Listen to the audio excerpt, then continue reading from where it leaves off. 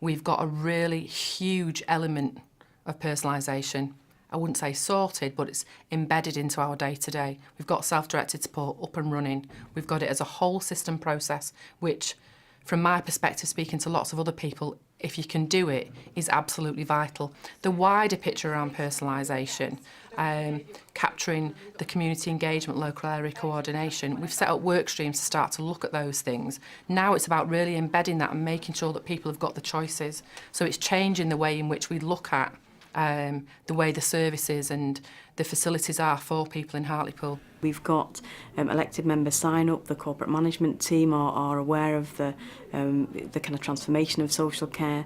There really is sign up to that. We've got a staff group that are committed to this and are beginning to see the benefits, you know, whilst recognising there is still an awful lot of work to do. You know, we've begun to think about how we contract, how we commission services in the future, and how we set up the infrastructure within the community for people to either self-commission or self-plan. And I think as you staff group change and as your customer base changes, you know, it's constantly going back and retouching why you're doing this in the first place. What's the values? You know, what are the principles that we're trying to kind of make sure are at the heart of our delivery, really. I think now on the personalisation journey, Hartlepool's more or less there. We still have things to learn because we're still accepting people to come out with some really creative ways of meeting their needs.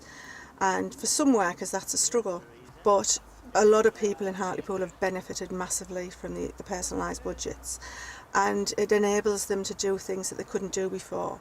They had to fit into services that weren't for them. The number of times people who needed respite, if they were of a younger age, had to go into an elderly care home for respite. Personalised budgets, they don't need to do that now. What people tend to do is they have a short break instead, and they take the carer with them, and the carer is paid for from the individual budget, and the person just pays for themselves. My hopes for the future of services within personalisation is that they become much more personalised, that people actually access things that they want to access, that they're individualised, and they're getting the types of service that they want, not the types of services that are just available.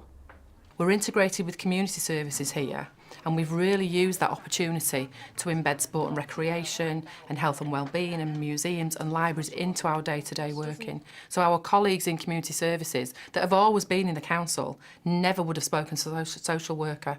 We've now got workers in individual teams, and people in those community services area think about individuals from a social care point of view and people who are vulnerable just as much as they did with their general customers who walk through the door. So we've really started to get that mixed right. All those micro-commissioners have lots of different things that they want to do, and it's about being enabling to get that happening, and we're really getting there now.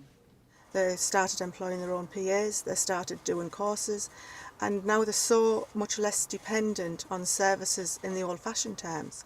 And to them, it's just opened their lives right up. And where we are now, I don't think we've got really much further to go. I think we just need to fine-tune what we're already doing. From my point of view as a social worker, where I am now and where a lot of workers in the authority are now, is we're actually sharing the power with the person.